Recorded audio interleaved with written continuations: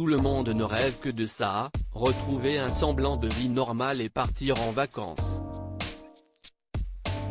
Alors que les Français vivent avec le virus de la Covid-19 depuis plus d'un an, ils ont besoin et envie de souffler et de profiter de quelques jours loin de chez eux.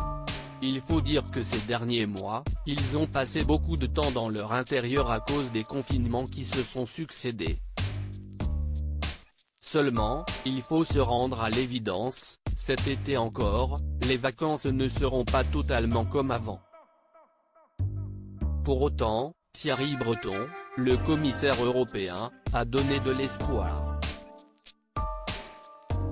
Sur BFM TV, dimanche 18 avril 2021, il a assuré que l'on pouvait commencer à se projeter sur les vacances d'été.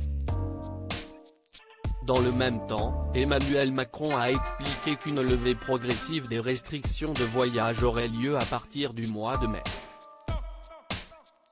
En toute discrétion, les pays européens travaillent sur les conditions du pass sanitaire qui devrait être mis en place au plus tard fin juin prochain. Ainsi, comme l'a encore fait savoir Thierry Breton, comme l'année dernière, les vacances auront lieu en Europe, il faut se le dire. Les pays vont donc indiquer leurs conditions pour accueillir les touristes, obligation d'un test PCR négatif, d'une période d'isolement ou les deux.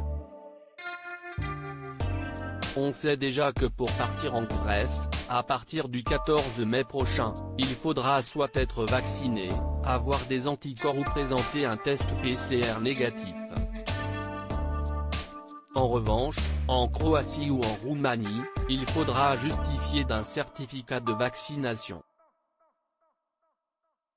Avec la Covid-19, il faudra peut-être rester en France mais comme l'année dernière, pour éviter de devoir annuler ses billets d'avion ou de rester coincé à l'étranger, la meilleure solution sera peut-être de rester en France. Néanmoins, Jean Castex avait assuré, il y a quelques semaines, qu'avec la vaccination qui s'accélère, les Français pourraient retrouver un peu plus de liberté.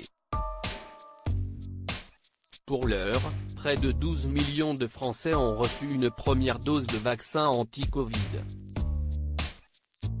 L'objectif du gouvernement est d'atteindre d'ici mi-juin les 30 millions.